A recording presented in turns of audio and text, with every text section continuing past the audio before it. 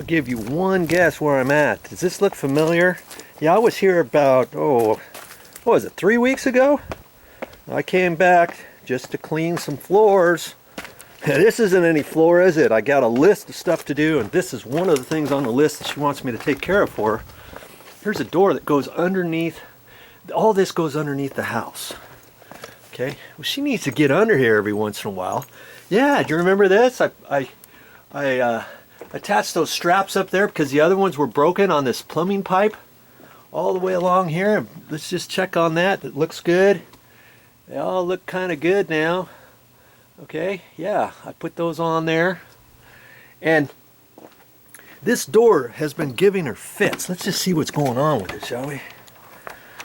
Oh, the door's locked here. Let me get this unlocked. Okay. Yeah. These always get rusty because they're exterior. Okay. The door's closed, and it kind of rubs on the bottom here. And when there's more moisture out here, it even expands worse. And there was just the other day she tried to get in here and she couldn't get it open, and it was because it was hitting. It's hitting right down there at the bottom. It's rubbing all the way along there. See all that? You can kind of tell, but I'm gonna look at this, and it doesn't look, usually what I would do is look and see if the door is sagging. See this edge? It's almost tight, and then you look down here. See how it starts getting bigger? Now look down here. See how much bigger it is right there? Well, that tells me that the door is sagging. This hinge right here, see the big gap here in the door? This is the left-hand side of the door. See how big this gap is? It's not supposed to be that big. Look down here at the bottom. See how it gets really super tight there? And that's, if you can imagine, that's causing the door to kind of go off that way. When it does that, it sags, and that's why it's rubbing on the bottom. Okay, so I'm gonna pull this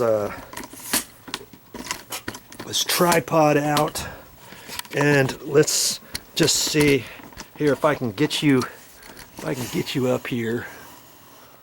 I'm doing this on the fly as usual. Okay. So see, if I take this door and kind of push on it up there, see, I can feel it flex right there.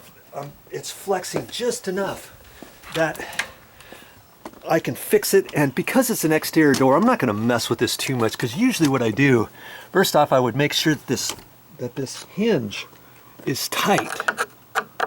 Okay. And these, that screw was kind of loose there. That one was just a hair loose, but not enough. Okay, sometimes those will spin if they're loose, or this might be wobbling. One of these, the screws might be stripped or something. And see, here's the exposed nail on here. Here's another nail right there. And normally what I do is I'll take this hinge out, pre-drill 2 holes, like one there and one up there, put 3-inch long screws in there. Okay, I'm going to try something different because this is an exterior door. I've got some galvanized nails here, and I don't know how much of a gap there is between this and the rough framing. There might be a shim in there or something, but I'm going to take some nails. See here, I got some galvanized nails. These are 8s, and this one, it's not really a 16, it's probably a 10 or something, maybe a 12.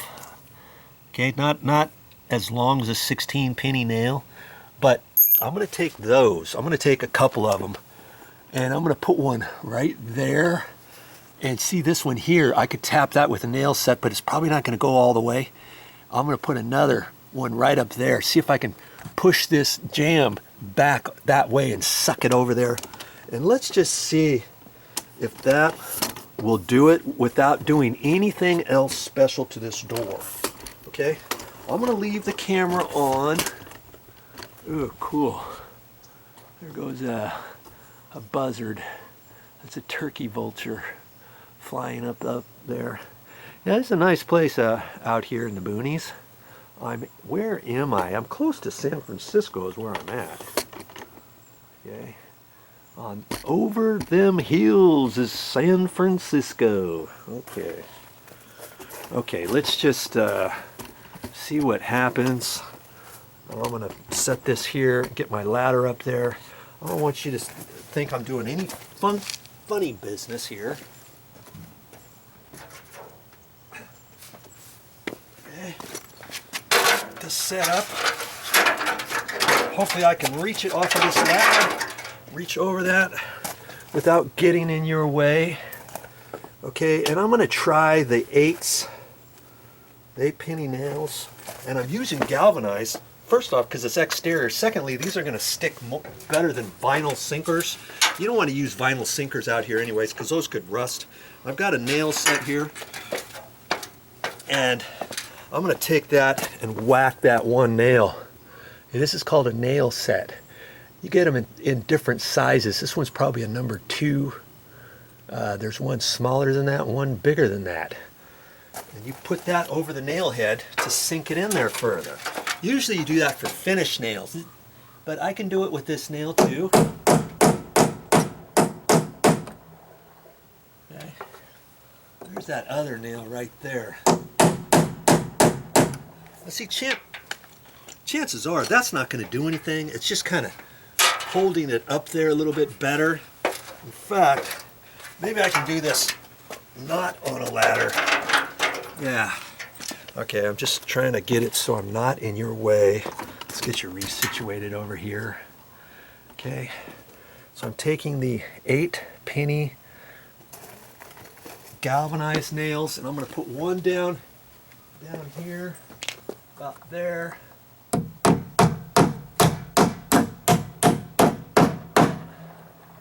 And I'm also going to put one up here. I don't want to get it too close to the edge because that's where the 5/8 siding is from that's nailed on the rough framing. So I've got to get it into the 2x4 back in there. I look back in here. Oh wow, there's a big huge gap right there. So see, I might have to use, in fact, I'm going to go ahead and use the longer nail because, let me show you why. Let's get you in here. Let's get you in here. See here, see this gap? See, the nail would have to go through that and all the way through that gap. But see, here's some shims, and there's a little bit of looseness there in the shim. And so maybe I can put a longer nail in there and drive it all the way in. But see, then you've got plywood here before the rough framing. Look how much of a gap there was there. That's kind of funky. And that's why it's probably sagged over the years. So I'm gonna, my only hope right here is to put a longer nail in there.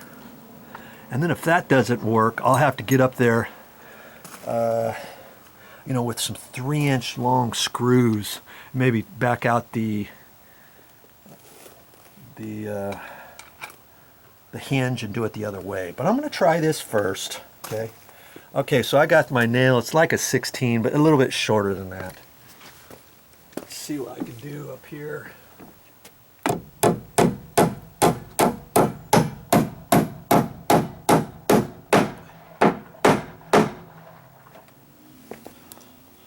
That felt pretty solid. I'm hoping that that's going to push the jamb up, that's going to push the edge of the door up, and it's going to push the bottom of the right-hand side of the door up so it doesn't rub.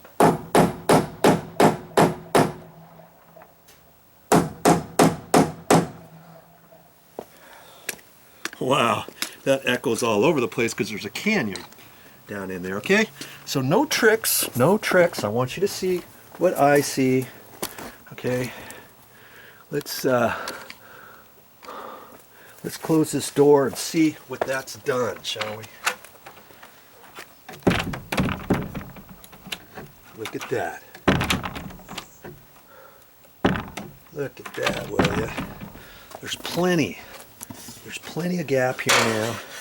Reset set the camera right here. Show you there's no funny monkey business going on here. Hey, look, easy greasy. Now, how much of a gap do I have down there?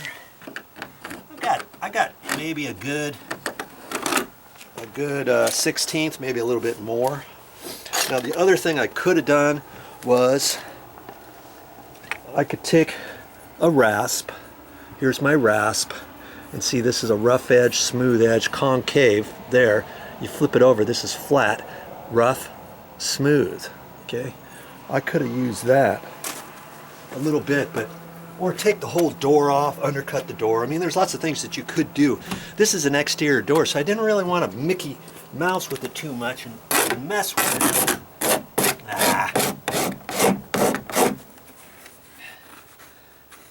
This thing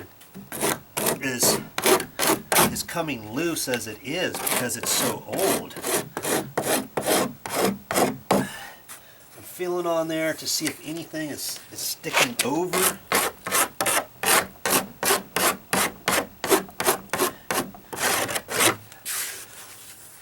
Feels okay on the bottom. Another thing I could also look at is I could open that, see if this bottom could be nailed down, but see, it's tight to the T111 siding here, see, but I don't see any nails on the bottom here. I could stick one on here.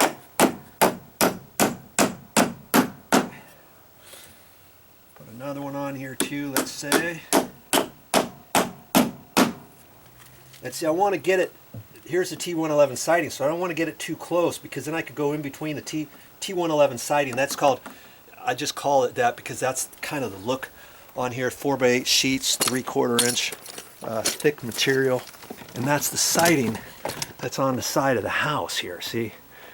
And then it's got gaps here. This is 5/8, and then it drops down to about a little bit less than 3/8, then 5/8, 3/8, 5/8, and it's 4x8 sheets. Okay, so that's 3/4 of an inch thick, probably 3/4, maybe a long 5/8, whatever. So I've got to make sure that the nails are that way, further than that, and then that's hitting the bottom plate there. Okay, so now, I mean, look, you know, that is good. See how that's lifted that up? Remember the gap that we had before? It was almost tight, remember? See what it is there now? Plenty of gap. It's about the same gap all the way now. How about that? Now, you see, if this was an interior door, I wouldn't have done it that way. Why? Because then you've got these nasty nails showing on your interior doors, and you'd have to spackle those and touch it up, paint it. If you put white caulking in there, it's going to shrink down. Then you're going to see the nail head and stuff. I don't like doing that inside a house. I would take the hinge off, pre-drill a hole here, pre-drill a hole up here, flap the hinge back, then pre-drill the holes, put 3-inch long screws, suck that jam over, then put the hinge back so you wouldn't even see any of that. But because this is outside, I'm not gonna worry about it. See, here's a nail from the initial install. Here's another nail from the initial install. There's another one there. Okay, that's just kind of how they do it for exterior purposes. So that's why I did it that way. Okay, I think I can mark this off my list. Now the other thing, if you're having a problem with this, you could spray this with a silicone spray, WD-40, something like that. Because it's exterior, it's going to get all rusty. See how it's already starting to turn green? Look at that. That causes this to stick after a while. And the funny thing is, you see this here? It looks like it's all messed up on here. Oh, okay, maybe not. I thought they left the plastic on here, because a lot of times when you put these on, there's a thin plastic layer on here. In fact, there's still some there. Look at that. Look at that. See, I'm picking that off. That's been on there for years. That was the plastic that they didn't rip off all the way.